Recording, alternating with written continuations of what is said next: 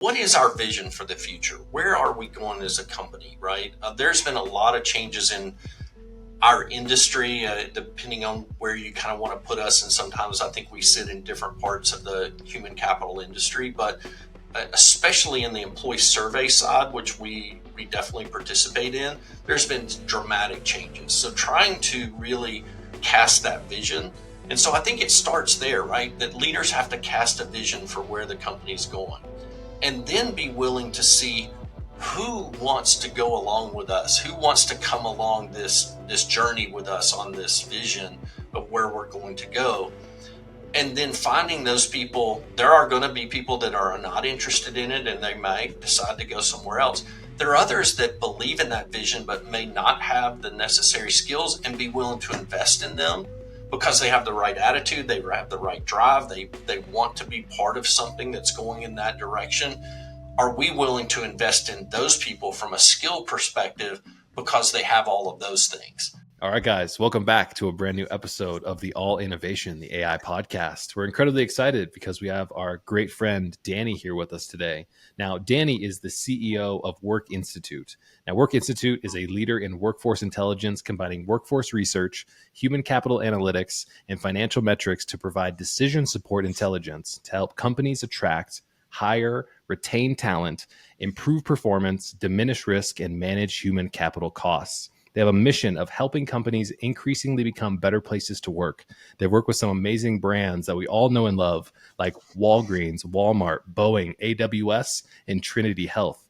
Danny, welcome to the show, man. Thank you so much, Keenan. Appreciate it. Dante, good to see you again. So I'm excited about our conversation today. Danny, to kick things off, for anyone who clicks on this episode, what do you think they're going to take away from this conversation today? What do you think they'll get most excited about?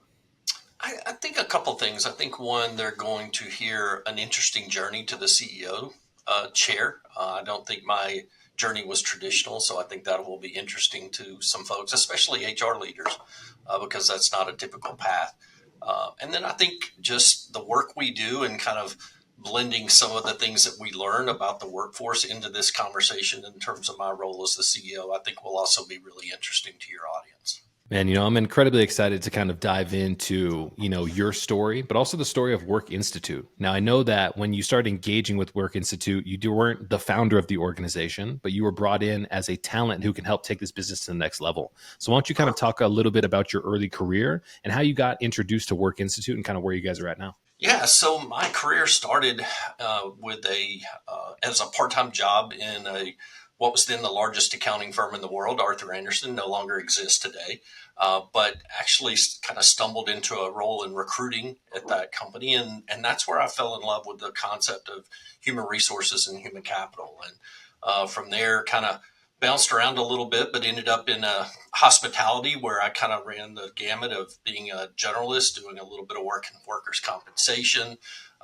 doing some work around benefits early on, more in benefits administration. But then part of what I think was great about that role was I actually was working for a hotel in Dayton, Ohio that got sold. And so going through that entire transition of selling a property and all the impact that it had on our employees kind of started my career on this trajectory of working with companies going through some type of dynamic change. They were going through something, whether that was mergers, whether that was acquisitions, whether that was divestitures. All of those things came into play. So kind of went through some mid-tier level roles. I was the director of compensation and benefits, so really kind of rounded out my experience in that area. And then got my first role as an HR leader in manufacturing for a company that actually no longer exists because we went through a bankruptcy. And again, it's those kind of events in my career that have just so informed really almost this jack of all trades mentality. I've just seen and experienced so many things that it's really given me a lot of insights into how companies operate and all the changes that can occur. Eventually became the head of HR for a healthcare company that was sold to Walgreens. And so that was an interesting experience, being a part of a top 10 public company in the country for about a year.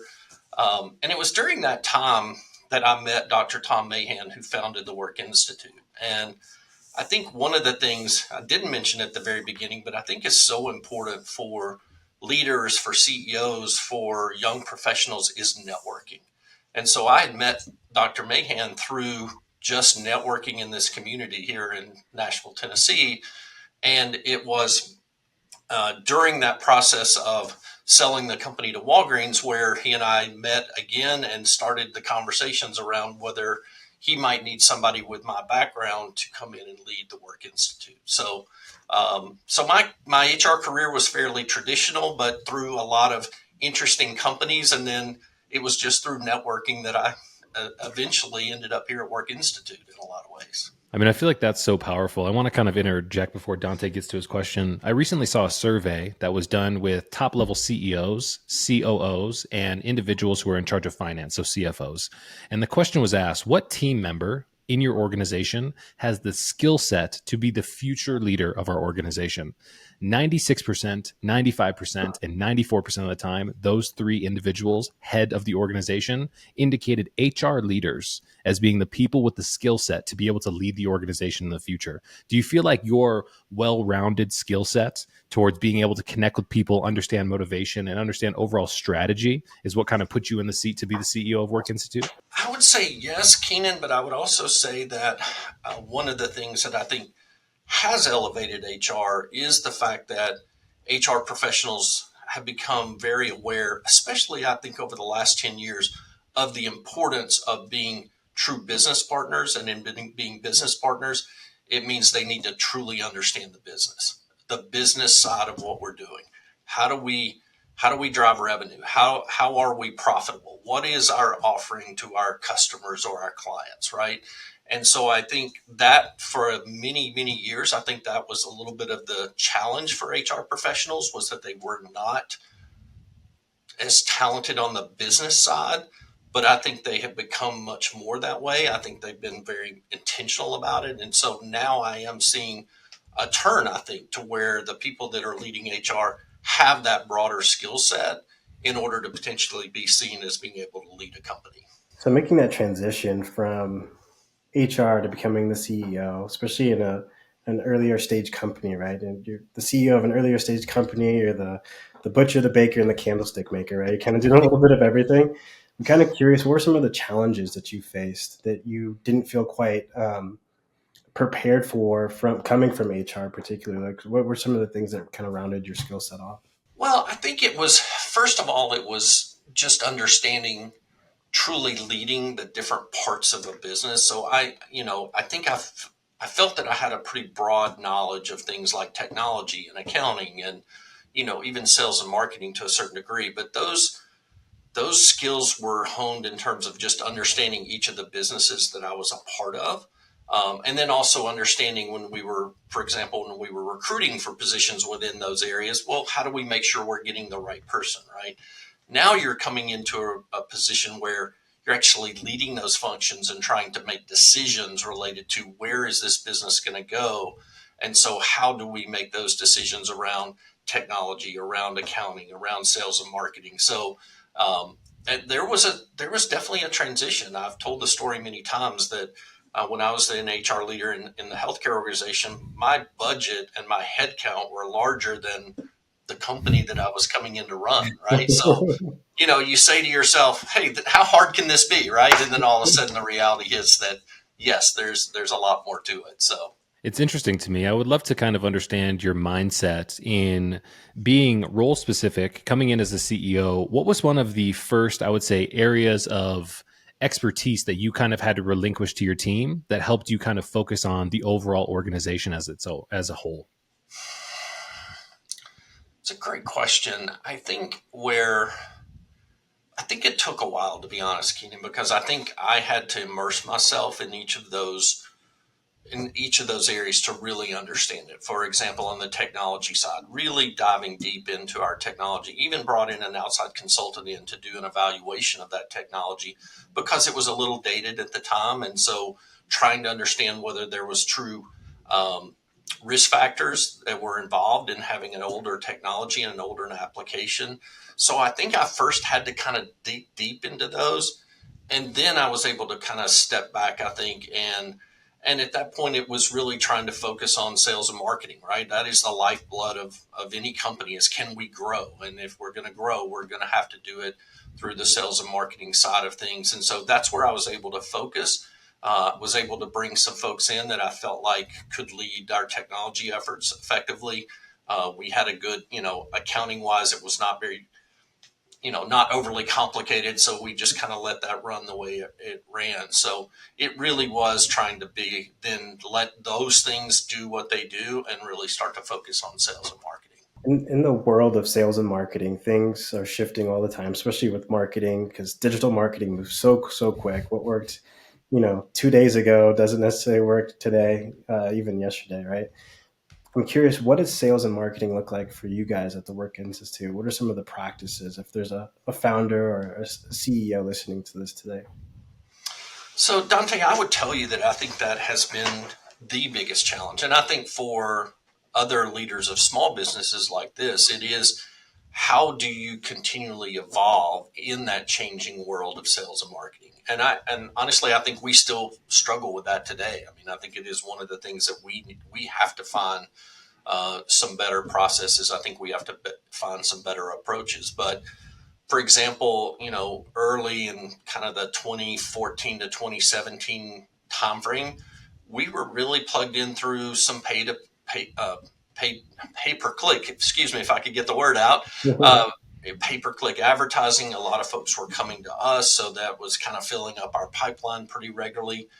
We had a couple of strategic partnerships that we were able to do that were able to bring some new clients on board, and so that was working pretty well. And then I think um, as that started to mature, then I think people that were searching for products and services online became very keen to what the advertising was doing when you went online. So I don't think that was something that they really focused on as much. So I think we've had to start to shift. So we really went to being very content oriented. Yeah. And that was another big push at one point, was you got to be in content marketing. So we've written a couple of books. We actually have a premier publication every year called the annual retention report. So that report is actually published every year. It's had almost 10,000 downloads since 2017 when we first published it on an annual basis. So we got very content heavy. And of course, then the pandemic hit, right? And so then you sort of almost take a step back and survive for a period of time. And then we're coming out of that. And I think even now we're trying to kind of reinvent ourselves from a sales and marketing perspective to really see, where's the market gone? What is happening in the market right now? How has it changed buyer behavior? How are they getting their information? So, and I think right now we're still trying to find a little bit of that secret sauce in that area. And I think that's one of the important things for a CEO, is that you can't rest on something that's always worked. I think, we're all guilty of it, but we've got to keep moving forward. We've got to keep looking for those things that are going to work better as we're trying to grow our company. I mean, that's a perfect segue into kind of our next area of discussion, which is, the All Innovation podcast in itself is about innovation from a technology perspective. We touched on that a little bit, how you've had to bring in outside consultants to look at your tech stack, but also there's an innovation in thought. And I know that over the last couple of years, we've seen a dramatic shift in the way in which people approach work. And when it comes to people and culture and how you as an organization help organizations become a better place to work, I want to understand from your top level perspective, what differences are we seeing in the landscape of work, and what type of conversations are you having with leaders that get them, I would say, abreast to these new changes that are happening on a daily basis? I think what we're really seeing, Keenan, is, and what in our terms, what we would call almost a new emerging workforce, right? I think there was a major shift in the late 90s and going into 2000s, and it was described as a company that did an original emerging workforce study that actually Dr. Mahan, who founded our company, was involved in, where we were sort of going from this, what we would describe as an employer in control marketplace. So the employer controlled everything. They told you what your hours were going to be, and they told you how long you were going to work, right? Some people worked one job their entire career until they said, nope, we don't need you anymore. And then you were leaving, right? So it was that very employer in control. We shifted to much more of an employee in control. And not only from a company perspective, but also some of the external factors, things like retirement plans, pension plans went away. Now we have portable retirement and 401k. Benefits have become portable for all practical purposes, right? We did away with all the pre-existing conditions and things of that nature that really held people back from changing jobs. So all of those things went away. We were starting to see some shifts prior to the pandemic. Some of it, I think, was, and I'm not saying this because I'm trying to label anyone. I don't like generational labels, but there were some generational things happening in the workplace in terms of the experiences that younger workers and were having coming into the workplace. And then the pandemic just kind of threw fuel on that, right? So now we have this emerging workforce that's starting to demand certain preferences and expectations in the workplace. And that's everything from flexibility to autonomy to how the job is structured around them, to wanting to bring some of their own purpose to work, right? And we detail that pretty well in our annual retention report. And we can talk about that at the very end where people can find it. But I think that that's what I talk about the most is how are you as an organization adapting to this emerging workforce and these emerging expectations? And I think that's where the concept at Work Institute, I think you gave a great introduction, but at the core, it's this idea of employee listening. How do we make sure the voice of the employee is being heard so we understand those preferences and expectations so that we can adapt to them? What do you think about the idea or the character trait in leadership of curiosity? Because as we switch from an employer leverage marketplace to an employee leverage marketplace, it seems like our leaders are the ones who have to be more creative in their approach of thought and how they get their job done, but also how they structure their organization to meet the new needs of these workforce individuals who are coming into the space and who are demanding more. And the last kind of sub question of that is, are these new employees entitled, or do they just have so much optionality that they have options to go do whatever they want? All right, well, let's tackle the first one, the curiosity question. So I think the answer, I've never heard it stated that way, Keenan, but I think that the answer is absolutely, we have to be curious. And I think this is where understanding this emerging workforce, if we want to use that word, becomes critical, right? We have to be curious about people, right? I mean, we're in a service-oriented economy for the most part, right?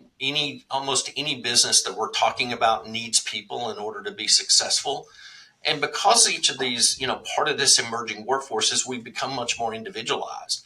So it's not just being curious as a leader, it's being curious about people. And it's also being curious about individual people, being willing to get to know them, being willing to listen to them, being able to understand what perspectives they bring to the workplace and quite frankly, what are those strengths that they bring, right? There's so much that people can bring to the workplace that can truly help. And sometimes I think in the past, because we've been so rigid in our thinking about this is the way the work gets done, as opposed to allowing people to bring their unique selves to the workplace and really let that drive how we accomplish what we want to accomplish. Yeah, I feel like time heals all wounds, if you will. And I was having a conversation with another HR leader the other day, and we were talking about kind of the quick judgment, if you will, and how distant and how different times are from where we came from. And I was using the example of, everybody who looked at us today, who's working from their home computers and their comfy offices, would say, we worked in the coal mines and you guys don't know what it's like to work here. And so if you guys should have taken the time to put your time down in the mine, and then you could have been able to benefit those things. So I think we're an interesting trajectory. And I want to kind of circle back to the last little sub question I had there was, hey, Keenan, can I just make one quick note? Yeah. Every generation for 100 years have been saying the same thing. Exactly. So right. Nothing has really changed, right? The baby boomers were talking about the previous generations in very much the same way. It was just, now we get to drive cars. I had to change, I had to shod the horse or whatever. Yeah, walk 10 miles of school uphill both ways. We've all heard the story, trust me. So I don't think it's any different in a lot of ways.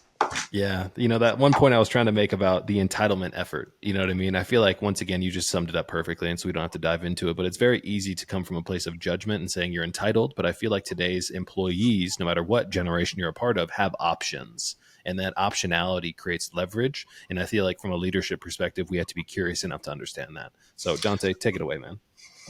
That was great, Keenan. One of the things I really wanted to drill down on, Danny, was what we're kind of saying is words have power, right? So we're kind of alluding to that. And one of the things you touched on briefly was generational labels. Can you talk a little bit about how you've seen how generational labels have almost played out in the workforce when they're overemphasized or overused within an organization? And if organizations aren't aware of that, what are some better options? Well, I think it's like so many other things, Dante. When we started to talk about the generational differences, then what did we start to do? We started to say, well, the millennials behave this way, they act this way, they bring these traits to the workplace, and in a lot of cases, I think you two would agree, those weren't necessarily positive traits that we were talking about. They tended to be negative traits. So from my perspective, it's as simple as we stereotyped people. So Yeah. when we labeled these generations in certain ways, then there was a stereotype that they almost had to overcome that may have been completely unwarranted. And we've done that with in a lot of different areas, right? It didn't just have to do with age. It might have had to do with ethnicity. It might have to do with gender. It might have to do with any of those things. When we stereotype, we're we're taking away the individualism and the person that and what they bring to the table. And so I think it's about the stereotypes that really hurt organizations. And we see this in particular in industries like manufacturing, for example, where you've got sort of the grizzled veteran that's been doing this for 25 years, right? Well, it's like they've heard all of the things about what the younger worker is, the negative things about what they're bringing to the workforce. So they immediately go, well, we don't need this person here. When the reality is we have to have that person there. And guess what? If we're willing to listen, if we're willing to have, Keenan, I'll use your term, curiosity about who are they, what unique skills do they bring to this workplace? What is it that they've done in their short life, if they're a younger worker, that's going to bring something new to what we're doing here in what we feel like is we've been doing this for 50 years the same way, and we should keep doing it that way. So I think it's that, again, we've got to be able to figure out how do we bring the strengths of, regardless of how long you've been in an industry or in a particular job, how do we bring together the strengths of the various ages into being able to do work better? With 5 generations of people working in the workforce at one time, it seems like a superpower that we should be tapping into is the transference of knowledge, right? We've done it this way forever. This is how we avoid some of the pitfalls that you're going to make as an early individual in this industry.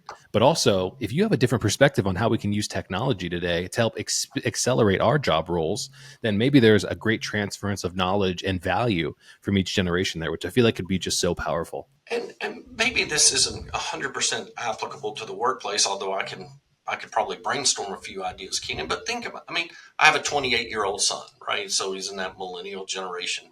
He has completely retrained my brain in terms of when I have a problem repairing the lawnmower, or trying to do something on my iPad. Hey, go YouTube it, Dad. There's something out there that's going to show you step by step exactly how to do this, right?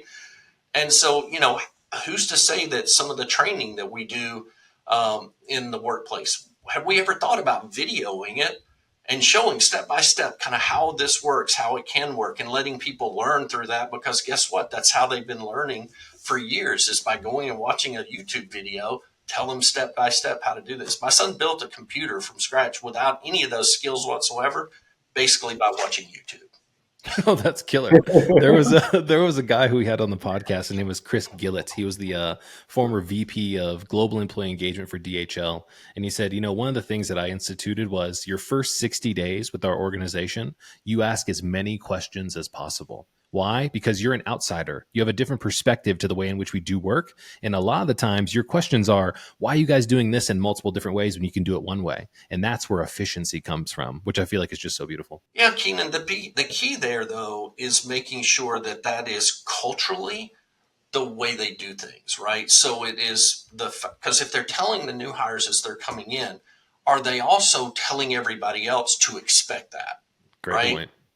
And that this is the expectation. When somebody comes into a new job, be ready for questions because they're going to ask a lot. Because guess what? We tell them that in the recruiting and selection process that that's expected of them, right? I mean, it's just like employee. Again, I've got a little bit of a bias here because of the company that I run, but it's the same thing around in like employee surveys and employee feedback, right? When somebody comes in the door, I've heard it said, well, we have this survey every year and it's voluntary. No, it's not voluntary. It's expected. There's an expectation that you're giving us feedback when we ask for it, because the only way we're going to become a better employer is if you tell us what we're doing right and tell us what we're not doing well.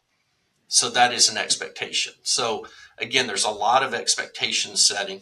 And interestingly enough, and I don't want to get a sidebar here, but one of the things that we found during the pandemic is companies got better at setting expectations.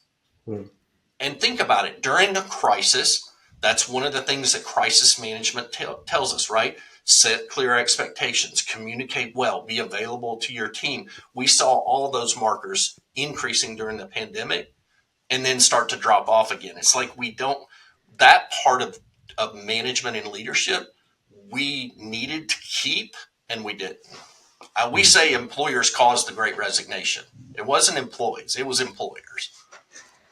I'm curious, what are some of the things that you saw, we'll say before and after, right? So we had COVID as this major worldwide event. What were some of the things that you saw as far as talent acquisition and some of the things that maybe you wish carried forward from that learning process after COVID happened? One of the things you just mentioned was just setting proper expectations. What are some of the other things that you think that were some of the highlights? So, so Dante, I'll talk about it from a slightly different perspective because we don't really do a lot of work around the actual talent acquisition side of the business. We're a little more focused on the when they're employed and working through that. But I think that again, it is we've seen that companies need to do a lot better job of realistic job previews because there's so much is changing, and so sticking to sort of the same old job description idea and just giving somebody something in writing, being able to take that and turn it into what is a realistic job preview of what it's going to be like to work here, what it's going to be like to do this job.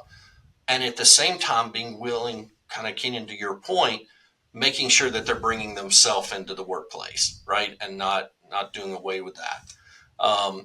I think one of the biggest thing we've seen change is the fact that for probably 50% of the workforce, this idea of flexibility has become so much a part of that selection process, right? And trying to set expectations around what is going to be required here at the company. Is it, completely remote? Is it some sort of a hybrid? Is it an expectation to be in the office? And being able to have the difficult conversation around that and making sure people have clear expectations coming in. I know that's a biggie. And it's obviously the one thing I think people miss is that was starting to happen before the pandemic. And it was during that pandemic period when there was some proof that, guess what? Not everybody does need to come into the office. Not everybody has to be here 5 days a week. Things can get done with somebody working remotely. And in some cases, and I'm not saying in every case, more can get done because we're eliminating things like, I can't remember where you guys are located, but I know we've got a Las client. Vegas.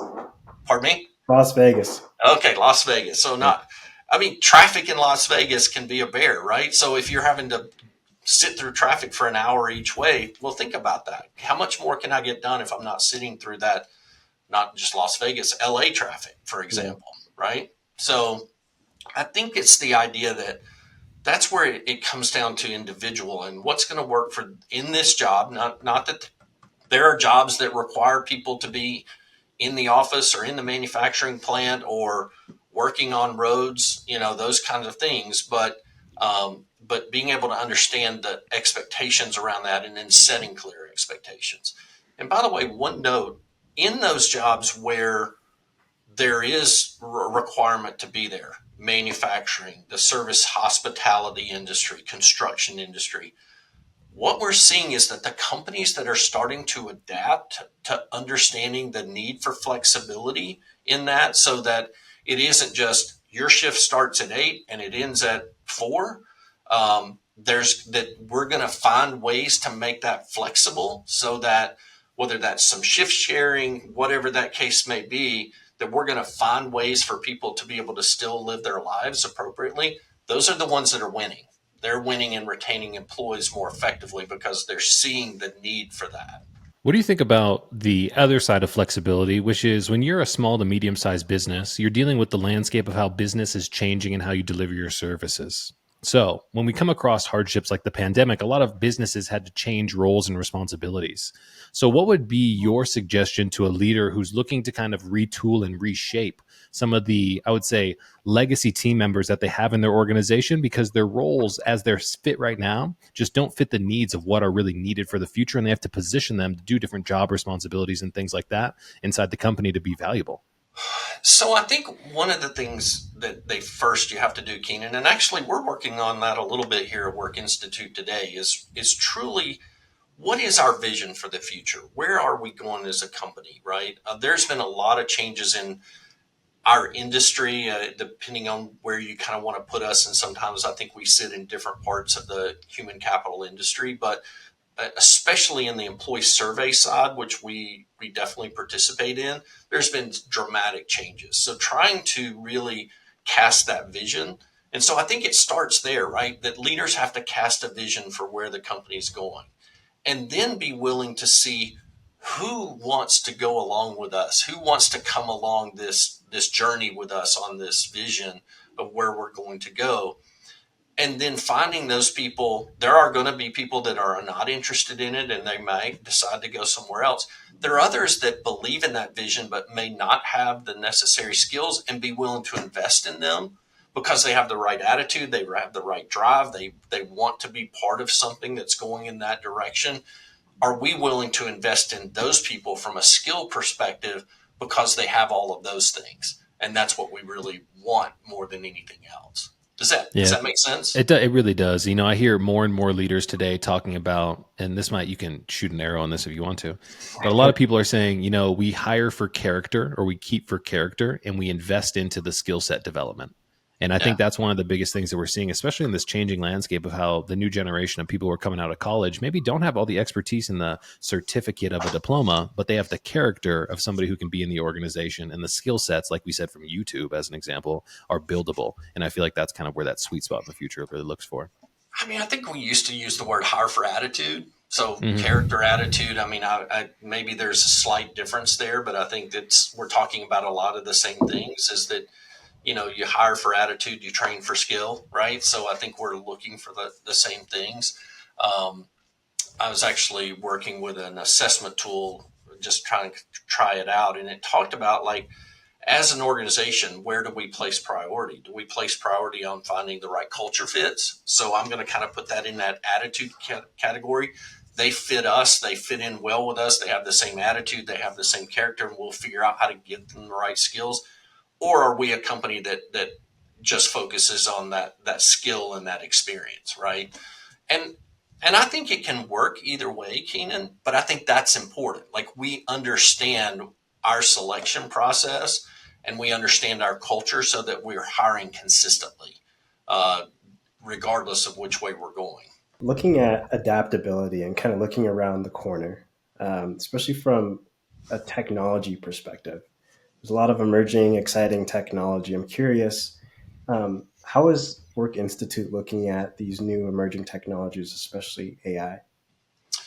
So the first area that we're really focusing on, and we've been doing a lot of piloting with it. So, and I don't want to get too deep into Work Institute, but one of the unique aspects of Work Institute is, in a, in addition to doing what we might call traditional surveys. So, Dante, I send you a survey that gives you a list of questions where you can strongly agree or strongly disagree, right?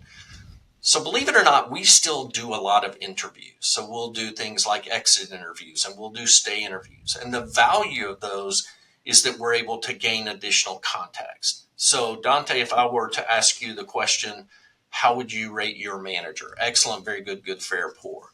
Well, if you rate them as poor, what's important is I try to uncover why you're rating your manager as poor, right? So that's one of the unique factors of Work Institute is being able to generate that contextual information around traditional survey questions. It's called mixed method research. We have mountains of qualitative data. So, and we've had a really good system historically of how to categorize all of that qualitative data, but that's the first place we're going with AI, is using it to help us to either more quickly thematically understand that qualitative data. And we don't think we're too far away from being able to take humans out of that equation and simply let AI categorize some of that information. I think it's going to be able to change some of the survey world in terms of, I mean, we're seeing it now with some of the bot tools that are out there, right? And when you have a question, you're able to go in and type in a question, and then it immediately knows how to follow up on that. I think we're going to see some of that in the survey world. I think we're entering that space a little bit more cautiously, just simply because when it comes to the workplace and when it comes to human capital, we are mindful of not taking the human out of human capital, right? And sometimes we think it takes people to solve people problems. Uh, the biggest place where I think we're going to see AI is in the analytics, right? So when we are gathering data across the employee life cycle, so we have onboarding interviews and we have an annual survey of some type and we have exit interviews. How do we take all of that information and bring it together? And I think AI can potentially be a very powerful tool in terms of being able to show us what's happening across the employee life cycle. How is this data informing this data set over here? And we've been using some predictive analytics around things like correlation and regression and those type of things, but that's a very formulaic approach, right? And whereas I think AI might be able to take us even further down that path because it's just going to be faster for one. But again, if we've got a lot of qualitative data, what is that qualitative data telling us around that employee life cycle? So I hope that answers your question, but specifically in our industry, I think that's where we're seeing some AI opportunities. I'm so interested in kind of the data gathering process because often we hear, we have an annual review as an example. And one of the things that we always lean into is the more ways you measure, the more ways you can win. And when you have new data, you can make new decisions.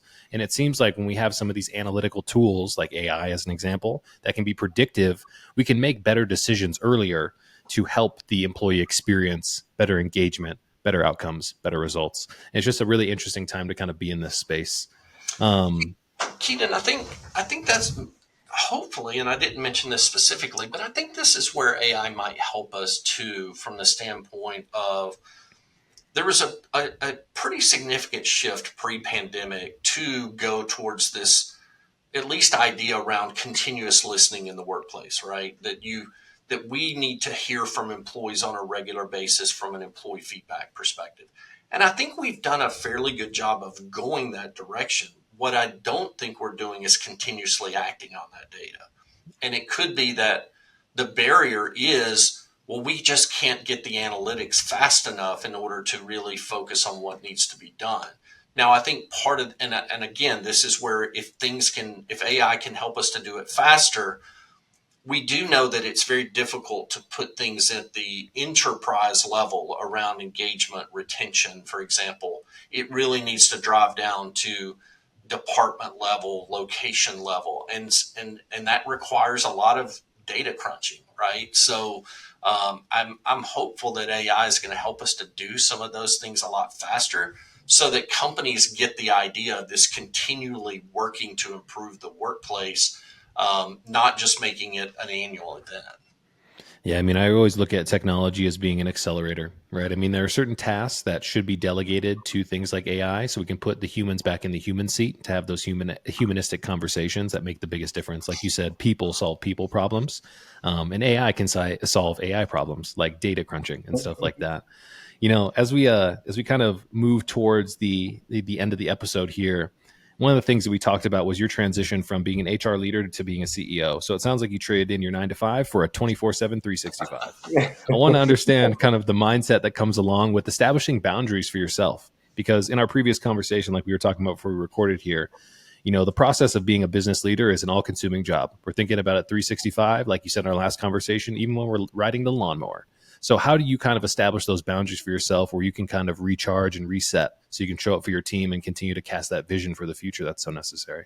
So Keaton, as we talked about prior to this recording, I even as an HR leader, I felt like it was all encompassing for me, just simply because I loved it. I mean, I love human capital. I love human resources, whatever term we're going to put on it today. I've always had a passion around people in the workplace and understanding those two things. So even as an HR leader, I would say that I was um, thinking about it a lot, maybe not 24/7, but I was definitely thinking about it a lot. I think for me, again, you and I talked about setting a few boundaries, right? And when I really got into jobs where there was a lot of work to be done and it seemed like there was no end in sight, it was setting a few boundaries. It was getting out of the office around lunchtime just to see the sun for a few minutes, or just read the newspaper for a minute or catch something online. And then again, with a young child at the time, getting home and having dinner with my family. And what happened over time is that those became habits. And so they became things that were just sort of natural. And I don't even want to call them boundaries necessarily. They were just natural things that I'd worked really hard to work into my work life, right? Now, there were exceptions to that. And I think one of the questions you posed is, in something you sent me was like, how do we help others set those boundaries? And I think, the word that I put down was, we have to really set boundaries without absolutes. Mm. Okay. If that can make sense. Right. So, for years, I try and be home for dinner. I do that to this day, but there are times where I need to go to a work dinner, or there's times where I have to travel to be out of town. Right. But it's on those days where I can truly make the decision to work all night or go home and have dinner with my family. Then I consciously try and make those choices, but they're boundaries without absolutes. And I think that's where the younger workforce, I think if we can help them understand how to set boundaries without setting absolutes, because there are times where working till 9 or 10 or 11 o'clock at night to meet a deadline, or to deliver something to a client, or just to finish a project might just be what's needed, right? And that's not, I don't think we need to do it all the time, but that's not incurring on a boundary if it's not considered an absolute, right? It's, being able to say, hey, we want you to have boundaries, but there are times where we might have to ignore those for a day or 2 days or whatever the case may be. So, and then I think the other thing is just, taking some time to go on a vacation, to step away from it, to really trying to be, away from the work itself. I enjoy being on the water myself. I'm a fisherman, so those few hours on a weekend to just be able to kind of recharge and just spend some time in the outdoors is something that's important to me, and so I try and do it on a regular basis. So I think finding that outlet for that leaders need to find that little bit of an outlet somewhere that they can recharge, a lot of times on a weekly basis. Dante, do you have any closing questions before I wrap us up here today, my friend? No closing questions, but I love that boundaries without absolutes. I think that's really powerful, especially when it comes to work. One of the quotes that I heard last night, which is funny that you brought that up, Keenan, was, and this is more interpersonal, it's boundaries are the distance that I can love you and myself at the same time. And I thought about my daughter. It's like I love her to death, but sometimes need her an arm's length away. So I absolutely love that. But yeah, back to you, Keenan. Danny, man, we just want to say thank you so much for joining the show. Being able to kind of take a deeper dive into your mindset, some of the challenges that you've overcome, your vision for the future, how we're going to leverage tools like AI and everything else like that has been an absolute pleasure. And, thank you so much for sharing the great work that you guys are doing at the Work Institute and what the future of work is really going to look like when we have organizations and leaders like you pushing us in the right direction, man. So we just want to say thanks so much for joining the show. Well, Keenan and Dante, I wanted to thank you as well. And I really enjoyed this too because, and again, not trying to review secrets, but you sent me some notes beforehand that I could look at. It was really a really good chance for me to sort of think about things. And I think as leaders, we also need to be introspective or retrospective, right? Am I, you're getting ready to ask me a question. Well, am I really doing that on a day in and day out basis here with my team, right? So I think we have to be continual learners. I think we participate things in like this so that we're talking to folks like you and saying, okay, this is a good reminder. I need to be doing this. So I mentioned early networking. I think that networking piece is so key because I think it's this constant reminder and learning opportunity to find out from others what's going on. So that would be one big takeaway for me to everybody is leverage that professional network, get out, meet other people, find out what's going on in their lives. Well, I want to give you an opportunity to give us an understanding of where we can go get your retention report, because we talked about that a little bit earlier and we'd be doing you an injustice. And then I want to kind of wrap up with a little exercise for us here. Okay, great. So you can simply go to workinstitute.com. I think our website is pretty easy to navigate. There's a menu item called resources. There's a resource item there that says retention report. All of those are free.